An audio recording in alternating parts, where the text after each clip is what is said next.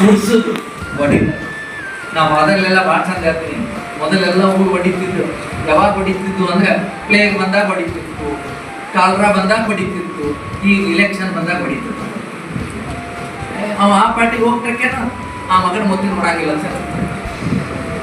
ಎಲ್ಲಿ ಯಾವ ಪಾರ್ಟಿ ಎಲ್ಲ ಪಾರ್ಟಿ ಒಂದಾಗಿರುತ್ತೆ.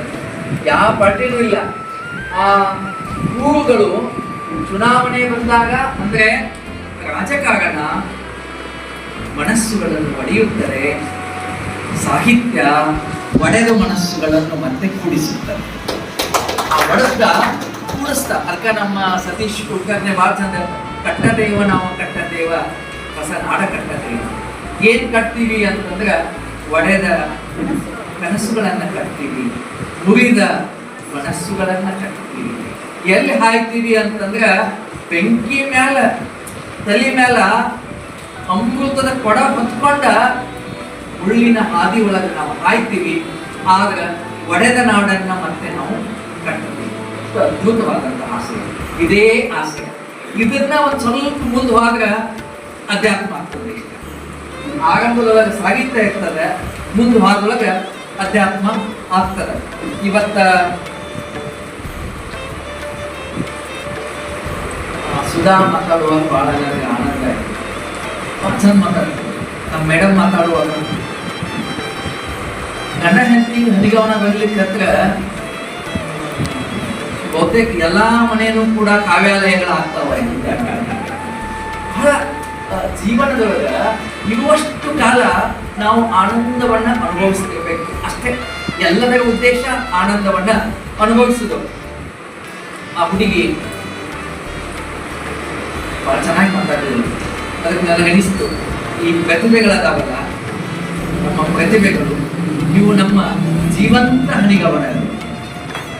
ಇವ ನಮ್ಮ ಜೀವಂತ ಹನಿಗವನಗಳು. ನಮ್ಮ ದೇಶವನ್ನ ಬೆಳಗುವಂತ ನಮ್ಮ ಮನೆಯ ಹಣತೆ.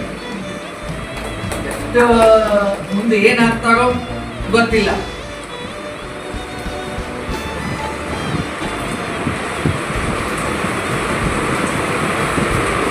ನಾವು ಮ್ಯಾಲ್ ಕೂತಾಗೆಲ್ಲ SSLC ಅಟೆಂಡ್ ಮಾರ್ಕ್ಸ್ ನೋಡಿದ್ವಿ ಅಂತ ನಾವು ವಿಚಾರ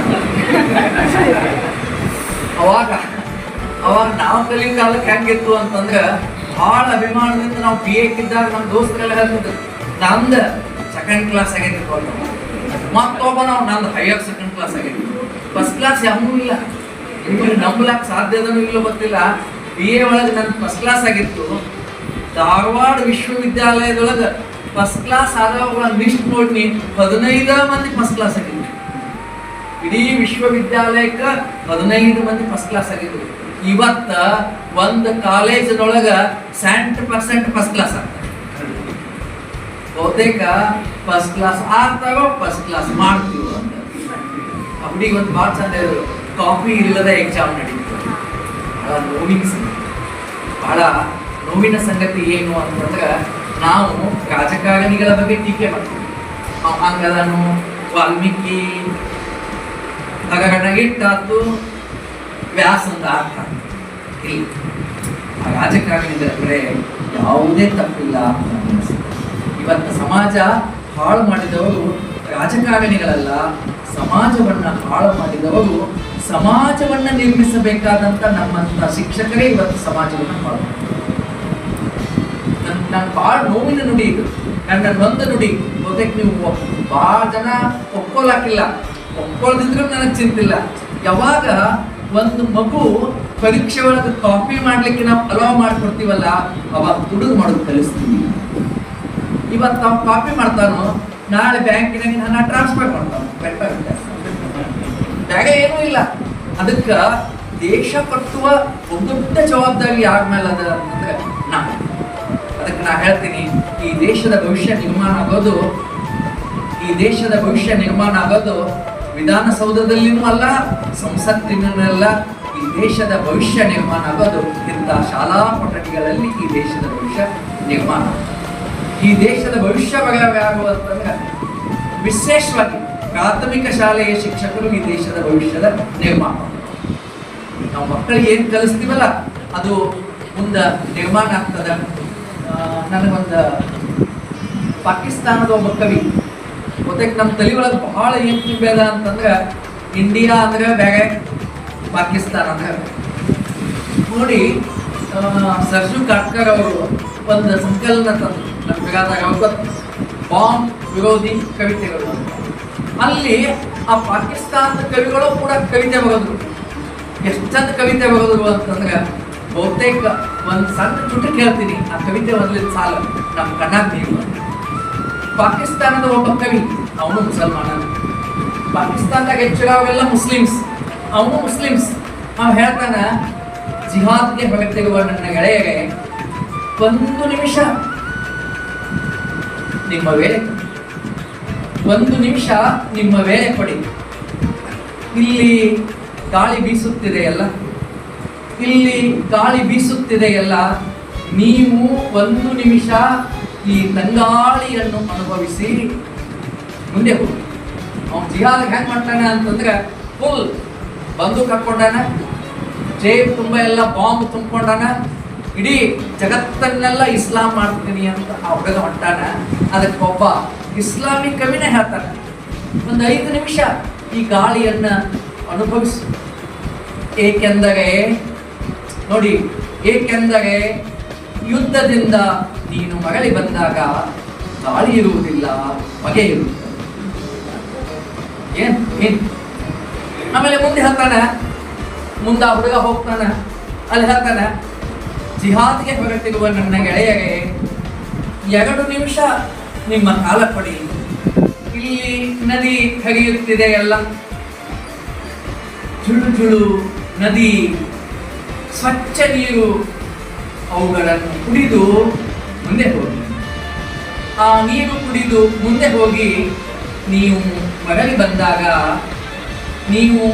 ಬಂದಾಗ ಈ ನದಿಯಲ್ಲಿ ನೀರಿರುವುದಿಲ್ಲ, ರಕ್ತ ಹರಿಯುವುದಿಲ್ಲ.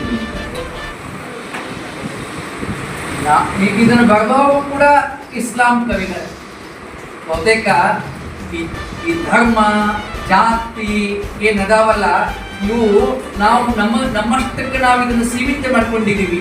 ಇದೆಲ್ಲಕ್ಕಿಂತಲೂ ದೊಡ್ಡದಾದಂತಹ ಒಂದು ಧರ್ಮ ಯಾವುದದ ಅಂತಂದ್ರೆ ಅದು ಮಾನವೀಯ ಧರ್ಮ, ಅದು ಬಾಂಬ್ ವಿರೋಧಿ ಧರ್ಮ, ಅದು ಶಾಂತಿ ಧರ್ಮ. ಬಹುತೇಕ ಬಹಳ ಮಂದಿ ಏನ್ ತಿಳ್ಕೊಂಡಾಗ ಅಂತಂದ್ರೆ, ಇವೆಲ್ಲ ಮಜಾ ಮಾಡೋದಕ್ಕೆ ಬರೀತಾರೆ ಅಂತ ತಿಳ್ಕೊಂಡಾಗ, ಮಜಾ ಮಾಡೋದಕ್ಕೆ ಬರೀದಿಲ್ಲ. ನಾವು ಅಥವಾ ಎಲ್ಲ ಲೇಖಕರು ಇವತ್ತ ಈ ಜಗತ್ತು ಶಾಂತಿಯ ತಾಣ ಆಗಬೇಕು, ಶಾಂತಿಯ ದೇವಾಲಯ ಆಗಬೇಕು, ಶಾಂತಿಯ ಪ್ರಾರ್ಥನಾ ಮಂದಿರ ಆಗಬೇಕು ಅನ್ನುವಂಥ ಉದ್ದೇಶದಿಂದ ಅದಕ್ಕೆ ಬರೀತಾರೆ. ಸುಮ್ಮನೆ ಇನ್ನೊಂದು ಕವಿತೆಯನ್ನು ನಾನು ಹೇಳಬೇಕು ಅಂತಂದ್ರೆ, ಅದನ್ನು ಬರುವಾಗ ಒಬ್ಬ ಇಸ್ಲಾಮಿಕ್ ಕವಿ ವಾಚನ ಬಾಂಬ್ ಸ್ಫೋಟ ಆದ ತಕ್ಷಣ ವಿಚಾರ ನಡೀತು. ನಮ್ಮಲ್ಲಿ ನೇಮಕ ಮಾಡ್ತಾಗ ಆಯೋಗಗಳನ್ನು, ನಾವು ನಮ್ಮಲ್ಲಿ ನೇಮಕ ಆಯೋಗ ಮಾಡಿದ್ರೆ ನಾವು ಸತ್ರು ಅನ್ನೋದು ರಿಸಲ್ಟ್ ಬರೋಂಗಿಲ್ಲ. ಎಲ್ಲವೂ ಅಸ್ತವ್ಯಸ್ತ ಆಗಿ ಹೋಗ್ಬಿಟ್ಟದ. ಅಲ್ಲಿ ನೇಮಕ ಮಾಡಿದ ಕೂಡಲೇ ಎಲ್ಲ ಕೇಳಿದ ಕೂಡಲೇ ನ್ಯಾಯಾಧೀಶರು ನ್ಯಾಯ ನಿರ್ಣಯ ಕೊಡ್ಲಿಕ್ಕೆ ರಾಜಕಾರಣಿಯನ್ನು ತನ್ನಿ ಜಡ್ಜ್ ಹೇಳಿದ, ಈ ಪೊಲಿಟಿಷಿಯನ್ಸ್ ಯಾರಾದಾಗ ಮ್ಯಾಲ್ ಕರ್ಕೊಂಡಂತಾಗ ಹೇಳಿದಂತ, ಇವರು ಬಾಂಬ್ ಸೃಷ್ಟಿಸಿದರು, ಬಾಂಬ್ ನಿರ್ಮಾಣ ಮಾಡಿದವಾಗ ಈ ನಾಲಾಯಕ ಇವ್ರಿಗೆ 10 ಚಾಟಿ ಏಟಿನ ಶಿಕ್ಷೆ ಕೊಡಿ ಅಂತ ಹೇಳಿದ್ರು. ಹೊಡೆದ ಇವ್ರನ್ನ ಕೆಳಗೆ ಮುಗಿಸ್ತಾರೆ. ನ್ಯಾಯಾಧೀಶ ಕೇಳ್ರತ್ತ ಧರ್ಮಗುರುಗಳನ್ನು ಮೇಲೆ ತನ್ನಿ ಅಂತ ಹೇಳಿದ್ರು. ಮೊದಲು ಯಾರು ಬಂದಿರು? ಪೊಲಿಟಿಷಿಯನ್ಸ್. ಎರಡನೇದವ್ರು ಯಾರು ಬಂದ್ರು ಅಂತಂದ್ರೆ ಇವೆಲ್ಲ ನಮ್ಮ ಧರ್ಮಗುರುಗಳು. ಅವಾಗ ಹೇಳಿದ್ರಂತ ಅವರು ಬಾಂಬ್ ಸೃಷ್ಟಿಸಿದರು. ಇವರು ಆ ಬಾಂಬಿಗೆ ಸುಂದರ ಬಣ್ಣ ಹೊಳೆದರು. ಇವರಿಗೆ 20 ಜಾತಿ ಏಟಿನ ಶಿಕ್ಷೆ ಪಡಿ 20 ಹೊಡೆದ ಕಳಿಸ. ಅವಾಗ ಆ ನ್ಯಾಯಾಧೀಶ ಕೇಳ್ತಾನೆ, ಇಲ್ಲಿ ಕವಿಗಳಿದ್ದಾರೆ ಅಂತ. ನಮ್ಮ ಇದ್ದೇವೆ ಅಂತ ಇವರನ್ನು ಮಿಲ್ತಲ್ಲಿ ಅಂತ ಬಂದ ನಿಲ್ಲಿಸಿದ ಕೂಡಲೇ ಆ ನ್ಯಾಯಾಧೀಶ ಮಾಡುವಂತ ಪ್ರಶ್ನೆ ಏನು ಅಂತಂದ್ರೆ, ದಿಸ್ ಈಸ್ ಲಿಟರೇಚರ್. ಸಾಹಿತ್ಯದ ಉದ್ದೇಶ ಇದು. ಆ ನಮ್ಮ ಮಹಾರಾಜರಂಗ ಆ ನ್ಯಾಯಾಧೀಶ ಆ ಕವಿಗಳಿಗೆ ಏನ್ ಪ್ರಶ್ನೆ ಮಾಡ್ತಾನ ಅಂತಂದ್ರೆ, ಲಕ್ಷ ಕೊಟ್ಟು ಕೇಳ್ರಿ, ವಿಶೇಷವಾಗಿ ಹುಡುಗರು ಲಕ್ಷ ಕೊಟ್ಟು ಕೇಳ್ರಿ, ನೀವು ಇಲ್ಲಿ ಇರುವಾಗ ಇದೆಲ್ಲ ಹೇಗೆ ನಡೆಯಿತು? ನೀವು ಇಲ್ಲಿ ಇರುವಾಗ ಇದೆಲ್ಲ ಹೇಗೆ ನಡೆಯಿತು? ಅವನ ಮ್ಯಾಲ ಚಾಟಿ ಇಟ್ಕೊಂಡು ನಿಂತಿದ್ದಲ್ಲ, ಅವನು ಹೇಳ್ದ ಮೇಲೆ ಬನ್ನಿ, ಇವಾಗ 100 ಚಾಟಿ ಏಟಿನ ಶಿಕ್ಷೆ ಕೊಡಿ. 10 ಅಲ್ಲ, 20 ಅಲ್ಲ, 100 ಕವಿಗಳ ಮೇಲೆ ಎಂತ ದೊಡ್ಡ ಜವಾಬ್ದಾರಿ. ಗೊತ್ತಕ್ಕೆ ನನಗ ಅನ್ಸೋದೇನು ಅಂತಂದ್ರೆ, ಯುದ್ಧ ಭೂಮಿಯಲ್ಲಿ ಶಾಂತಿಗಾಗಿ ಹಂಬಲಿಸುವ ತಾಯಿ ಕರುಳಿನ ಮಾತೃ ಮಮತೆಯೇ ಕವಿ. ಯುದ್ಧ ನಡೆದಾಗ ಆ ಯುದ್ಧ ಭೂಮಿ ಒಳಗ ಒಂದೆಲ್ಲೋ ಅವ್ವ ಹಂಬಲಿಸ್ಲಿಕ್ಕತ್ತ, ಈ ಯುದ್ಧ ನಿಲ್ಲಬೇಕು ಅಂತ. ಗೊತ್ತಕ್ಕೆ ಕುವೆಂಪು ಎಷ್ಟು ಚೆನ್ನಾಗಿ ಹೇಳ್ತಾರೆ ಅಂತಂದ್ರೆ ಅದನ್ನ ಹೇಳಕ್ಕ ಸಾಧ್ಯ ಇಲ್ಲ. ಯಾಕ ಅಂತಂದ್ರೆ, ಯಾವಕ್ಕಿದೋ ಒಬ್ಬಕ್ಕೆ ಗಂಡ ಸತ್ತಿರ್ತಾನೆ, ಯಾವಕ್ಕಿದೋ ಒಬ್ಬಕ್ಕಿದ ಮಗ ಸತ್ತಿರ್ತಾನೆ. ನೋಡಿ, ಗಂಡ ಸತ್ತಕ್ಕಿನೂ ಅಳತಿರ್ತಾಳ, ಮಗ ಸತ್ತಕ್ಕಿನೂ ಅಳತಿರ್ತಾಳ. ವಿಚಿತ್ರ ಅಂತಂದ್ರೆ ಆಕಿ ಗಂಡನ ಅವಳ ಮಗನ ಬಂದಿರ್ತಾನೆ. ಯುದ್ಧ ಅದು. ಅದಕ್ಕೆ ಪಂಪ ಹೇಳಿದ್ರಲ್ಲ, ಪಂಪ ಏನ್ ಮಾಡ್ತಾನ ಅಂತಂದ್ರ, ಭರತ ಮತ್ತು ಬಾಹುಬಲಿ ಯುದ್ಧ ನಡೆದಿರ್ತಲ್ಲ, ಯುದ್ಧ ನಡೆದಾಗ ಮಂತ್ರಿಗಳು ಏನ್ ಹೇಳ್ತಾರ ಅಂತಂದ್ರ, ನೀವು ಯುದ್ಧ ಮಾಡಬೇಡ್ರಿ, ನಾವ್ ಹೇಳ್ತೀವಿ ಹಂಗ ಮಾಡ್ರಿ, ಯುದ್ಧದಿಂದ ಮಂದಿ ಸಾಯ್ತದ, ಸಾಯದ ನಾವು ಹೇಳ್ತೀವಿ ಅಂತ. ಯಾವುದು? ದೃಷ್ಟಿ ಯುದ್ಧ, ಜಲ ಯುದ್ಧ. ಬಹಳ ಅದ್ಭುತ ಅನ್ಸಿದ್ದೇನು ಅಂತಂದ್ರೆ, ಜೈನ ಧರ್ಮ ಅಥವಾ ಜೈನರು ಈ ನಾಡಿಗೆ, ಈ ನೆಲಕ್ಕೆ, ಈ ಜಗತ್ತಿಗೆ ಕೊಟ್ಟಂತ ಬಹುದೊಡ್ಡ ಕೊಡುಗೆ ಏನು ಅಂತಂದ್ರೆ, ಯುದ್ಧವನ್ನು ಕ್ರೀಡೆಗಳನ್ನಾಗಿ ಪರಿವರ್ತನೆ ಮಾಡಿದವರು ನಮ್ಮ ಜೈನ ಕವಿಗಳು. ಯುದ್ಧ ನಿಲ್ಲಿಸಿದ್ರು, ಒಂದು ಮ್ಯಾಚ್ ಮಾಡಿದ್ರಲ್ಲ. ಬಹುತೇಕ ಈ ಯುದ್ಧ ನಿಲ್ಲಿಸುವಂತ ಕೆಲಸ, ಮನಸ್ಸುಗಳನ್ನ ಒಡೆಯುವಂತ ಕೆಲಸ, ಮನಸ್ಸುಗಳನ್ನ ಸ್ಮಶಾನ ಮಾಡುವಂತ ಕೆಲಸ ನಿಲ್ಲಿಸಿ ಮನಸ್ಸುಗಳನ್ನ ರೂಪಿಸುವಂತ ಕೆಲಸ ಮಾಡೋದು. ನಾವು ಭಾಳ ಮಾತಾಡೋದಿಲ್ಲ ಅಂತ ಆಶಯ ನಮ್ಮ ಬಗ್ಗೆ ಎಲ್ಲ ದೇವನ ಮನೆ ಇದು. ನಾವು ಪಡೆಗೆ ನೋಡ್ತಿದ್ದೇನೆ, ಅವ್ರ ಮೇಲೆ ನಾವು PhD ಮಾಡಿಸಿದ್ದೆ. ಒಂದು ಕವಿತೆ ಬೇಡ, ಆ 2 ಸಾಲು, ದೇವನ ಮನೆ ಇದು ಈ ಜಗವೆಲ್ಲ ಬಾಡಿಗೆದಾಗದು ನಾವು. ಅವಾಗ ನಾ ಕೇಳಿದೆ, ನಿಮಗೆ ಗೊತ್ತಿಲ್ಲದಂತ ಒಂದು ಸಂಗತಿ, ಅವ್ರು ಬಹಳ ಆಪ್ತಾಗಿದ್ದೆ. ಅವ್ರು ಕೇಳಿದೆ, ಈ ಕವಿತೆ ಹೆಂಗ ಬಗದ್ರಿ ಅಂತ, ಅಥವಾ ಈ ಕವಿತೆ ಬರಿಬೇಕಾದ್ರೆ ನಿಮ್ಗೆ ಏನ್ ಕಾರಣ ಅಂತಂದ್ರೆ, ನಮ್ಮ ಅಪ್ಪ ಕಾರಣ. ಯಾಕ ಅಂತಂದ್ರ ಅವ್ರ ಅಪ್ಪಗ 2 ಮಂದಿ ಹೆಂಡ್ರು, ಇವರು ಮೊದಲೇ ಮಗ, ಉಳಿದ ಮಕ್ಕಳಿದ್ರು. ಎಷ್ಟು ಆಸ್ತಿ ಗಳಿಸಿದ್ರು ಅಂತಂದ್ರ, ಆ ಕಾಲಕ್ಕ 18 ಮಕ್ಕಳು 108 ಓಡಾವಂತೂ ಬಿದ್ದು ಅಂತ ಹಿಂಗ ಬರೀತಿದ್ದ ಅವ್ರ ಅಪ್ಪ. ನನ್ನಂತ ಶ್ರೀಮಂತ ಜಗತ್ತಿನಾಗ ಯಾರು ಇಲ್ಲ. ನಮ್ಮ ಅಪ್ಪನ್ನ ನೋಡಿ ನನಗೇನು ಕವಿತೆ ನೆನಪಾತು ಅಂದ್ರೆ, ದೇವನ ಮನೆ ಇದು ಈ ಜಗತ್ತು. ಅಪ್ಪ, ನೀನು ಒಮ್ಮೆ ಇದನ್ನು ಖಾಲಿ ಮಾಡಬೇಕು, ಗೋಡಾವಣ, ನಿನ್ನ ಗೋಡಾವಣ ಒಮ್ಮೆ ಖಾಲಿ ಆಗಬೇಕು. ಈ ಮನೆ ನಿಂದು ಅಲ್ಲ, ನಂದು ಅಲ್ಲ, ಯಾವುದು? ಈ ಜಗ ದೇವನ ವಸತಿ. ಏನು ಅದ್ಭುತವಾದದ್ದು. ಅಲ್ಲೇ ಇನ್ನೊಬ್ಬ ಕವಿ ಇದ್ರು, ಈಶ್ವರ್ ಸನ್ಕಲ್. ಆ ಕವಿತೆಯಾಗ ಅವ್ರದ್ದು ಏನು ಅಂತಂದ್ರೆ, ಜಗವೆಲ್ಲ ನಗುತ್ತಿರಲಿ, ಜಗದಳವು ನನಗೆ. ಜೊತೆಗೆ ಯಾವಾಗ ಬೇಡ್ತಾನೆ ಇದನ್ನ?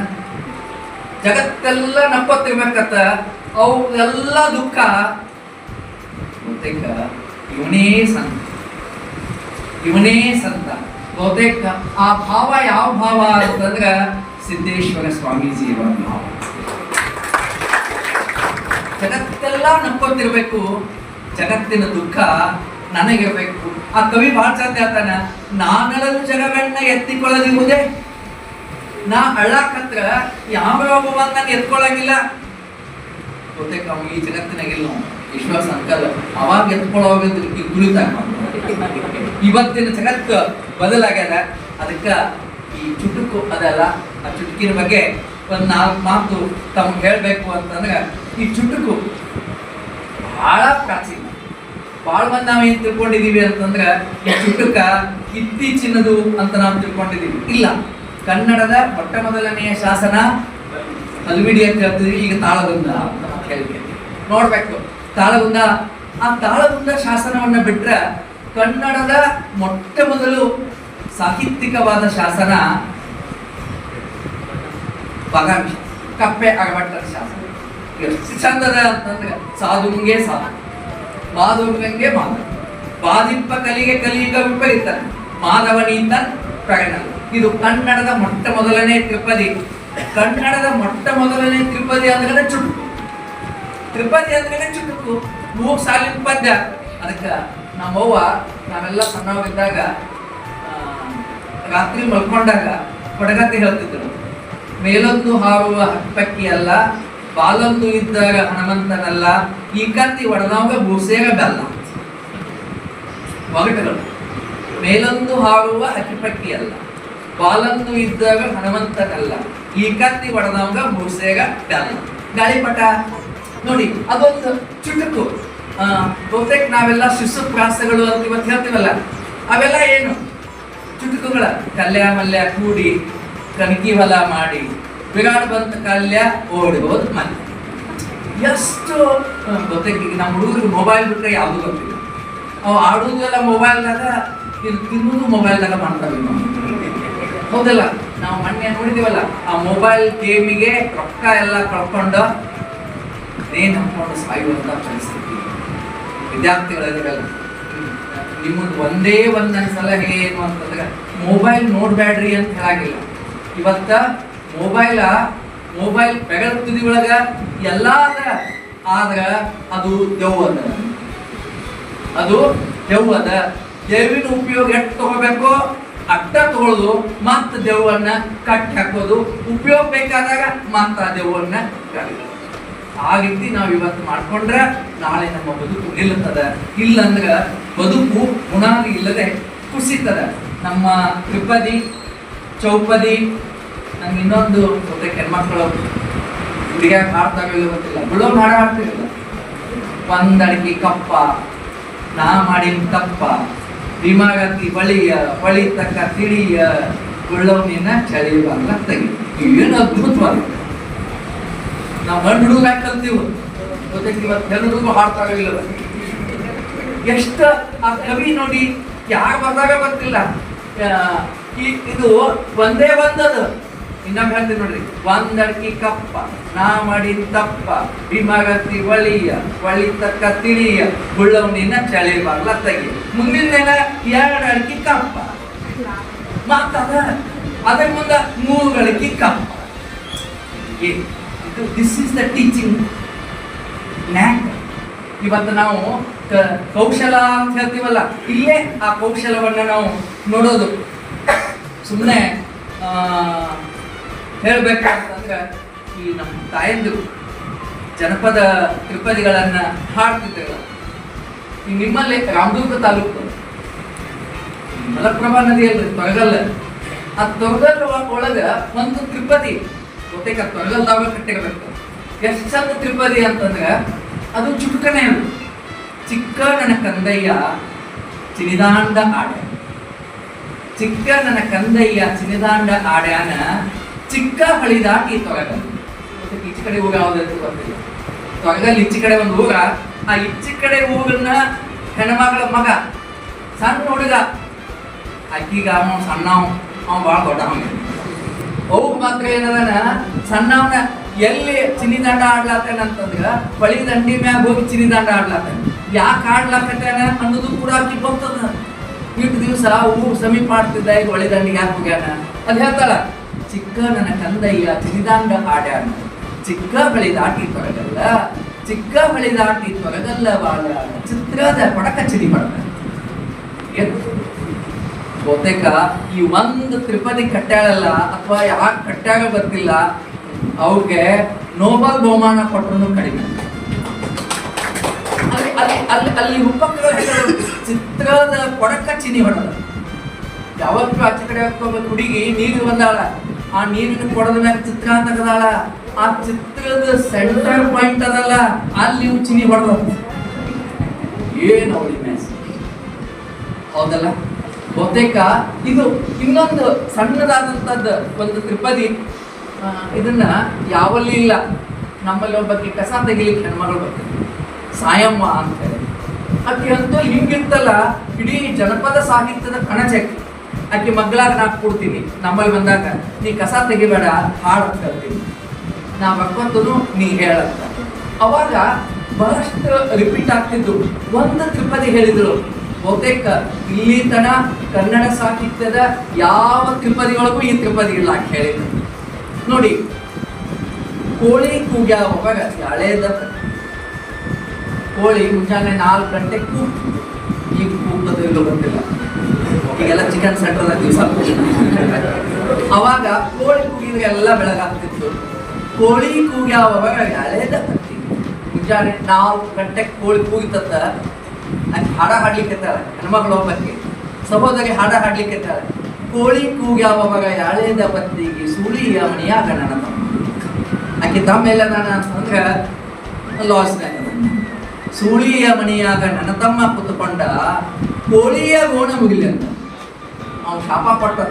ಈ ಕೋಳಿ ಗೋಣ ಮುಗಿಲಿ ಅಂತ, ಯಾಕಂದ್ರೆ ಹಿಟ್ಲಗು ಹೆಂಗೆ ಬೆಳಗಾಗ್ತಂತ ಅದು ಕೋಳಿಗೆ ಕೇಳಿಸ್ತಂತ. ನೋಡಿ ಅವ್ರ ಇಮ್ಯಾಜಿನೇಷನ್ ಹೇಳ್ತಾರೆ.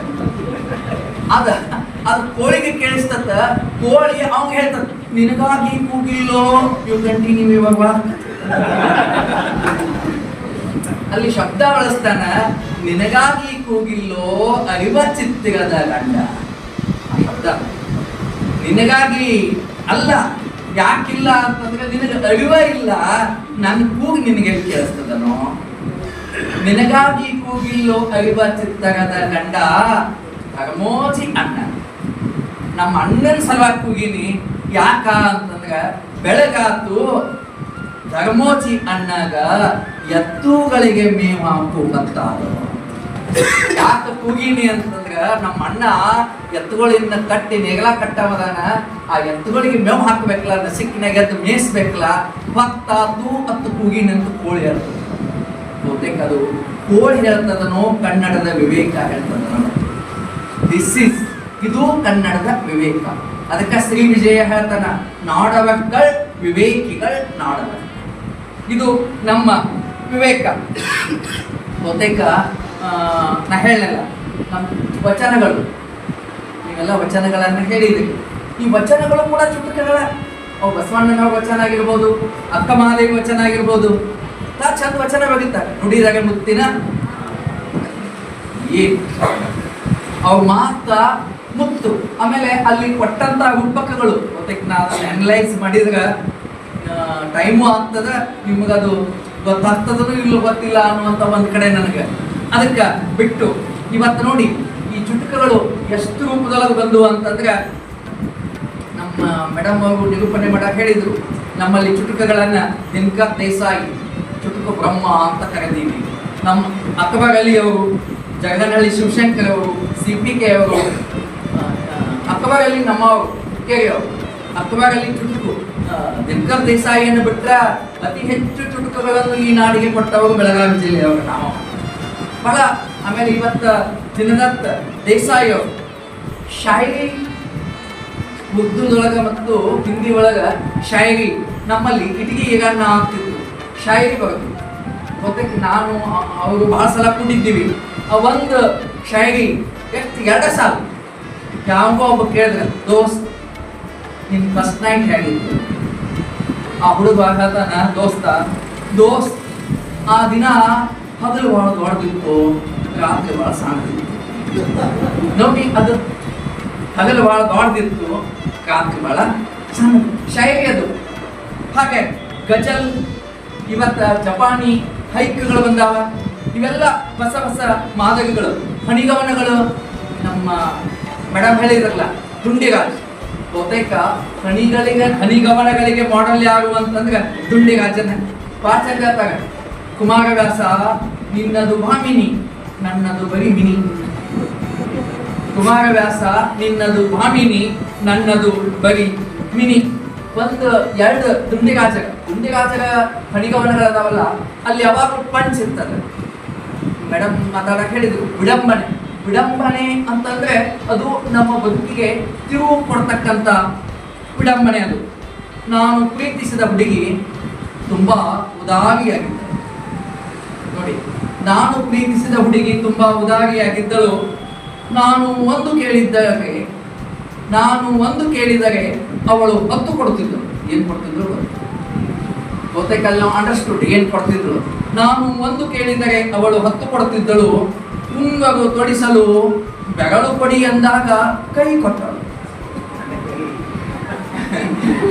ಉಂಗರು ತೊಡಿಸಲು ಬೆರಳು ಕೇಳಿದಾಗ ಕೈ ಕೊಟ್ಟಳು. ಹೇಗಿದೆ ನೋಡಿ, ಒಂದು ಚಿತ್ರಕ ಹೇಗಿದೆ ನೋಡಿ ನಮ್ಮ ಭಾರತೀಯರ ಸತ್ಯಪ್ರಿಯತೆ. ನಾವು ಬಾಳುವ ಸತ್ಯಮೇವ ಜಯತೆ ಅಂತ ಬರ್ತೀವಲ್ಲ, ಹೇಗಿದೆ ನೋಡಿ ನಮ್ಮ ಸತ್ಯಪ್ರಿಯತೆ. ಖೋಟಾ ನೋಟುಗಳಲ್ಲಿಯೂ ಪ್ರಿಂಟ್ ಆಗಿರುತ್ತದೆ ಸತ್ಯಮೇವ ಜಯತೆ. ಏನು ಆ ನೋಟ ಖೋಟಾ ಇರ್ತತಿ, ಆದ್ರೂ ಕೆಳಗೇನು ಇರ್ತತಿ ಸತ್ಯಮೇವ. ಅದು ಯಾರೋ ಒಬ್ರು ಒಂದು ನಾಟಕದೊಳಗೆ ಹೇಳ್ತಿದ್ರು, ಒಬ್ಬ ಹುಡುಕ ರತ್ನ ಮಾಂಗಲ್ಯ ಅಂತ ಒಂದು ನಾಟಕದೊಳಗೆ ಹುಡುಕ. ಆ ಹುಡುಕ 10 ರೂಪಾಯಿ ನೋಟ್ ಹಿಡ್ದ ಗಾಂಧೀಜಿಗೆ ಹೇಳ್ತಾನೆ. ಆ ನೋಟದ ಗಾಂಧಿ ಇರ್ತಲ್ಲ, ಮಹಾತ್ಮ ಗಾಂಧೀಜಿ ನಡಿ ಹೋಗೋನು ಸರಿ ಅಂಗಡಿ, ನಡಿ ಹೋಗೋನು ಸರಿ ಅಂಗಡಿಗೆ, ನೀನಿಲ್ದ ನಮಗ್ ಸರಿ ಕೊಡಂಗಿಲ್ಲ. ಹೌದಲ್ಲ, ನೀ ಇಲ್ದ ನಮಗ್ ಸರಿ ಕೊಡಂಗಿಲ್ಲ. ನೀ ಹೇಳಿ ಈ ದೇಶದೊಳಗೆ ಇರಬಾರ್ದಂದಿ ಒಂದೂ ಸರಿ ಅಂಗಡಿ. ನೀ ಹೇಳಿದಿ ಈ ದೇಶದಾಗ ಇರಬಾರ್ದಂದಿ ಒಂದೂ ಸರಿ ಅಂಗಡಿ. ಆದ್ರ ಪುಣ್ಯಾತ್ಮ ಇವತ್ತ ನಮಗ ಕೊಡ್ತೀಯಲ್ಲ ಕೈಯಾಗ ಸರಿ ಗಡಿಗೆ, ನಿನಗೆ ದೊಡ್ಡ ನಮಸ್ಕಾರ. ಎಷ್ಟು ವಿಡಂಬನೆ ನೋಡಿ ಒಂದು ಮಾತುಗಳಲ್ಲಿ. ಅದಕ್ಕೆ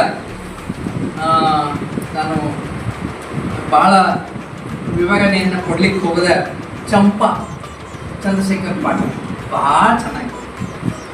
ಬಹಳ ಚೆನ್ನಾಗಿ ಬರೀತಿದ್ರು. ಯಾರೋ ಅವ್ರ ಮೇಲೆ ಉಗುಳ್ ಸರ್ ಪೆಟ್ಟಾಕ್ ಹೋದಾಗ ಯಾರೋ ಅವ್ರ ಮೇಲೆ ಉಗುಳಿದ ಬೇರೆ ಸ್ವಲ್ಪ ನೋಡಿ ಉಗುಳ್ರಿ ಅಂತ. ಅವಾಗ ಸ್ವಲ್ಪ ನೋಡಿದ್ರತ್ತ ಮತ್ತೊಮ್ಮೆ ಉಗುಳಿ ಆಗತ್ತ, ಸ್ವಲ್ಪ ನೋಡ್ರಿ ಅಂತ ಕೂಡಲೇ ಅವ್ರು ಮತ್ತೆ ಸ್ವಲ್ಪ ನೋಡಿರತ್ತ ಉಗುಳಿ ಆಗತ್ತ. ಹೀಗೆ ಅದಕ್ಕೆ ಅನೇಕರು ಬಿ ಆರ್ ಲಕ್ಷ್ಮಣರಾವ್ ಬಹಳ ಹನಿಗವನಗಳಲ್ಲಿ ಬಹಳ ಮುಂಚೂಣಿ ಹೆಸರು ಬಿ ಆರ್ ಲಕ್ಷ್ಮಣರಾವ್. ಅವರು ಒಂದು ನಮ್ಮ ಮನೆಯಲ್ಲಿ ಮಿಕ್ಸರ್ ಗ್ರೈಂಡರ್ ಇಲ್ಲ ಎಂದು ನಮ್ಮವಳು ಗೊಣಗುವುದಿಲ್ಲ. ನಮ್ಮ ಮನೆಯಲ್ಲಿ ಮಿಕ್ಸರ್ ಗ್ರೈಂಡರ್ ಇಲ್ಲ ಎಂದು ನನ್ನವಳು ಗೊಣಗುವುದಿಲ್ಲ, ಏಕೆಂದರೆ ನಾನಿದ್ದೀನಲ್ಲ. ಅದು ನೋಡಿ, ಹಾಗೆ ಮನೆಗೆ ಒಂದು ನಮ್ಮ ಜಂದತ್ ದೇಸಾಯಿ, ಜಂದತ್ ದೇಸಾಯಿ ಬಗ್ಗೆ ತಮ್ಮ ಭಾಳ ಮಂದಿಗೆ ಬರ್ತದ ಗೊತ್ತಿಲ್ಲ, ಕೆಲವೊಬ್ಬರಿಗಂತೂ ಗೊತ್ತಿರಬೇಕು. ಜಡ್ಜ್ ಬಹಳ ಒಳ್ಳೆಯ ಕವಿತೆಯನ್ನ ಕನ್ನಡಕ್ಕೆ ಕೊಟ್ಟರು, ಹನಿಗವನಗಳನ್ನ ಕನ್ನಡಕ್ಕೆ ಕೊಟ್ಟರು.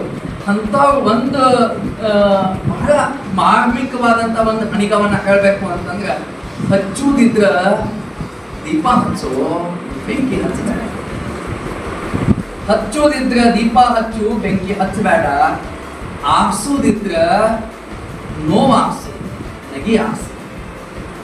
ತಕ್ಕಳಕೈ ಹಾಕ್ಸುದಿದ್ರ ನೋವಾರ್ಸು, ನಗಿ ಹಾಕ್ಸ್ಬೇಡ. ಹಾಕುದಿದ್ರ ಹಾಲ್ನ್ಯಾಗ ಬಂದಿತ್ತು ಸಕ್ಕರೆ ಹಾಕು, ಉಪ್ಪು ಹಾಕ್ಬೇಡ. ಉಪ್ಪು ಹಾಕಿದ್ರ ಆ ಹಾಲ ಕಪ್ಪು ಕೂಡಂಗಿಲ್ಲ, ನೀವು ಹೆಸರ್ಲೆ ಬೈಕೋತ ಹಾಲ್ನ್ಯಾಗ ಉಪ್ಪು ಹಾಕಬೇಡ, ಕೆಟ್ಟ ಹೋಗ್ತದ, ಹಾಲಿನೊಳಗ ಸಕ್ರಿ ಹಾಕು ಅಂತ. ಹೀಗೆ ಅನೇಕರು ಇವತ್ತು ಬಹಳ ಸಮೃದ್ಧವಾಗಿ ಚುಟುಕು ಸಾಹಿತ್ಯ ಬೆಳೆದದ, ವಿವಿಧ ಆಯಾಮಗಳಲ್ಲಿ ಬೆಳೆದದ. ಇಂಥ ಚುಟುಕು ಸಾಹಿತ್ಯ ಮಾತ್ರ ಅಲ್ಲ, ನಮ್ಮ ಜಗತ ಸಾಹಿತ್ಯ ಆಗಿರ್ಬೋದು, ನಮ್ಮ ಕನ್ನಡ ಸಾಹಿತ್ಯ ಆಗಿರ್ಬೋದು, ಆ ಪರಂಪರೆಯನ್ನು ಉಳಿಸ್ಕೋಬೇಕು. ಯರಗಟ್ಟಿ ಒಳಗ ನೀವೆಲ್ಲ ಕೂಡಿ ಈ ಸಾಹಿತ್ಯವನ್ನ ಉಳಿಸ್ಕೊಳ್ಳಿಕ್ಕೆ ಇಷ್ಟು ಜನ ಹಿರಿಯರು ಈ ವೇದಿಕೆಯನ್ನ ಹಂಚಿಕೊಂಡಾಗಲ್ಲ, ಬಹುತೇಕ ಯರಗಟ್ಟಿ ಇನ್ನ ಕರಗಿಲ್ಲ, ಗಟ್ಟೆ ಐತಿ ಅಂತ. ಗಟ್ಟಿ ಐತಿ. ಎಲ್ಲರೂ ನಾನು ಬಂದ ಮಾತಾಡುವಾಗ ಎಲ್ಲರೂ ಹೇಳ್ತಿದ್ರು, ನಾನು ರಿಟೈರ್ಡ್ ಆಗೀನಿ. ಬಹುತೇಕ ರಿಟೈರ್ಡ್ ಆದ್ಮೇಲೆ ನನಗೊಮ್ಮೆ ಅನಿಸ್ತದ, ನಮ್ಗಿಂತಲೂ ಬೇಕಾಗಿದ್ದು ಇವ್ರು ನಾಳೆ ದೇಶವನ್ನು ಸಿದ್ದೇಶ್ವರ ಸ್ವಾಮೀಜಿ ಅವ್ರು ಮಾತಾಡ್ತಿದ್ರು. ಅವಾಗ ನಾನು ಅವ್ರಿಗೊಂದು ಪ್ರಶ್ನೆ ಕೇಳಿದೆ, ಅದಾಗ ಮೋದಿಜಿ ಇವತ್ತು ಜಗತ್ ನಮ್ಮ ದೇಶ ಅಂತೂ ಕೆಟ್ಟೋಗ್ಯದ, ಯಾವ್ದ್ರೊಳಗೆ ಏನು ಒಂದು ಸುದ್ದಿಲ್ಲ, ಇನ್ನು ಹೊಡೆದಿಂದಾಗ ಇದು ಹಾಳಾಗ್ತದ ಅಂತ ನಾನು. ಅವಾಗ ಗೊತ್ತು ಹೇಳಿದ್ರು, ಸರ್ ಹಾಳಾಗುದಿಲ್ರಿ ಅಂತ. ನಾನು ಆಶ್ಚರ್ಯದಿಂದ ಕೇಳಿದೆ, ಮತ್ತೆ ಹಿಂಗಾದ್ರೆ ಹೆಂಗ? ಏನಿಲ್ಲ, ಇನ್ನೊಂದು 50 ವರ್ಷ ಹಿಂಗಾಗ್ತದ, 50 ವರ್ಷದ ಮೇಲೆ ಮತ್ತೆ ಭಾರತ ಗಾಂಧಿ ರಾಜ್ಯ ಆಗ್ತದೆ, ಬಹುತೇಕ ಇದೇ ದರ್ಶನ ಅಂತ ಅನಿಸ್ತದೆ. ಆ ಗಾಂಧಿ ರಾಜ್ಯ ಮಾಡುವಂತ ಶಕ್ತಿ ಯಾಗುವಂತ ಈ ನಮ್ಮ ಅಣತೆಗಳು ದೇಶವನ್ನ ಗಾಂಧಿ ರಾಜ್ಯವನ್ನಾಗಿ ಮಾಡುವಂತ ಅಣತೆಗಳು. ಅವ್ರಿಗೆ ಕರೆದು ಸರ್ಕಾರ ಮಾಡಿ ಪ್ರತಿಭೆಯನ್ನು ಪೋಷಣೆ ಮಾಡೋದಲ್ಲ ಬಹಳ ದೊಡ್ಡ ಕೆಲಸ. ಇವತ್ತ ಎಲ್ಲ ಸ್ವಾರ್ಥದ ಅಹಂಕಾರದಲ್ಲಿ ನಾವೆಲ್ಲ ಕುದೀತಿದ್ದಾಗ ಮರಗಳಿಗೆ ನೀರು ಹಾಕುವಂತ ಕೆಲಸ ಅದಲ್ಲ, ಇದು ಪುಣ್ಯದ ಕೆಲಸ, ತಾವು ಮಾಡ್ತಾ ಇದ್ದೀವಿ ಅಂತ ಹೇಳಿ ನನ್ನನ್ನು ಇವತ್ತಿಲ್ಲಿ ಕರೆಸಿ ನನ್ನ ಕೆಲವು ವಿಚಾರಗಳನ್ನು ಹಂಚ್ಕೊಳ್ಳಿಕ್ಕೆ ಆಸ್ಪದ ಮಾಡಿಕೊಟ್ಟಂತ ತಮಗ ಅನಂತ ವಂದನೆಗಳನ್ನು ಹೇಳ್ತಾ ನನ್ನ ಮಾತಿಗೆ ವಿರಾಮ ಕೊಡ್ತಾ ಇದ್ದೀನಿ. ನಮಸ್ಕಾರಗಳು. ಈ ಚುಟುಕು ಸಾಹಿತ್ಯ ಪರಿಷತ್ತು, ಜಗತ್ ಸಾಹಿತ್ಯ ಪರಿಷತ್ತು, ಜೊತೆಗೆ ನಮ್ಮ ಸಾಹಿತ್ಯ ಪರಿಷತ್ತು, ಇವು ಬೇರೆ ಅಲ್ಲ, ಇವೆಲ್ಲ ಅಕ್ಕ ತಂಗಿ. ನಾನು ಅದರಲ್ಲೆಲ್ಲ ಭಾಳ ಚಂದ ಹೇಳ್ತೀನಿ. ನಮ್ಮಲ್ಲಿ ಸುಮ್ಮನೆ ಕನ್ನಡ ಮರಾಠಿ ಅನ್ನೋದು ಬೆಳಗಾದಾಗ ಬೆಂಕಿ ಇಲ್ಲ. ಅವನು ಝಲಾತ್ ಸ್ಪೈಸಿ ಅಂತಾನು, ಇವರು ಕನ್ನಡವೇ ಜೀವ. ನನ್ನ ವಿಚಾರ ಕನ್ನಡ ಮರಾಠಿ ಬೇರೆ ಅಲ್ಲ, ಕನ್ನಡ ತಮಿಳು ಬೇರೆ ಅಲ್ಲ, ಕನ್ನಡ ತೆಲುಗು ಬೇರೆ ಅಲ್ಲ. ನಾವು ಅದರಲ್ಲೆಲ್ಲ ಒಂದು ಮಾತನ್ನ ಹೇಳ್ತೀನಿ, ನಮ್ಮವ್ವ ಕನ್ನಡತಿ, ಮರಾಠಿ ಅವ್ವ ಮರಾಠಿ. ವಿಚಿತ್ರ ಅಂತಂದ್ರೆ ನಮ್ಮವ್ ದೊಡ್ಡಕ್ಕಿ, ಮರಾಠಿ ಸಣ್ಣ. ನಮ್ಮವ್ನ ತಂಗಿ ಯಾರು? ಮರಾಠಿ. ನಮ್ಮವ್ನ ಇನ್ನೊಬ್ಬ ತಂಗಿ ಯಾರು? ತೆಲುಗು. ನಮ್ಮವ್ನ ಅಕ್ಕ ಯಾರು? ತಮಿಳು. ನಾವೆಲ್ಲ ಯಾರು? ಅವ್ರ ಮಕ್ಕಳು. ಯಾರ ಮಕ್ಕಳ? ಇನ್ನು ನೋಡ್ರಿ, ನಮ್ಮವ್ವ ಅವ್ವ, ತಮಿಳು ನಮ್ ದೊಡ್ಡವ್ವ, ಮರಾಠಿ ನಮ್ ಚಿಕ್ಕವ್ವ. ಅವೆಲ್ಲ ಭಾಷೆ ಆಗ್ಲಿ, ಧರ್ಮ ಆಗ್ಲಿ, ಜಾತಿ ಆಗ್ಲಿ, ಮನಸ್ಸುಗಳನ್ನು ಒಡಿತಿದ್ರ ಆ ಒಡೆಯುವುದನ್ನು ನಿಲ್ಲಿಸಿ ಮನಸ್ಸುಗಳನ್ನು ಕೂಡಿಸುವ ಕೆಲಸ ಮಾಡುವೇ ಇಂಥ ಸಮಾರಂಭಗಳು. ಈ ಸಮಾರಂಭಗಳನ್ನು ಸಂಘಟಿಸಿದಂಥ ಎಲ್ಲ ಸಂಘಟನೆಗಳಿಗೂ ಅನಂತ ವಂದನೆಗಳನ್ನು ಅರ್ಪಿಸಿ ನನ್ನ ಮಾತುಗಳಿಗೆ ವಿರಾಮ ಕೊಡ್ತಾ ಇದ್ದೀನಿ. ತಮಗೆಲ್ಲ ಮತ್ತೊಮ್ಮೆ ಧನ್ಯವಾದಗಳು.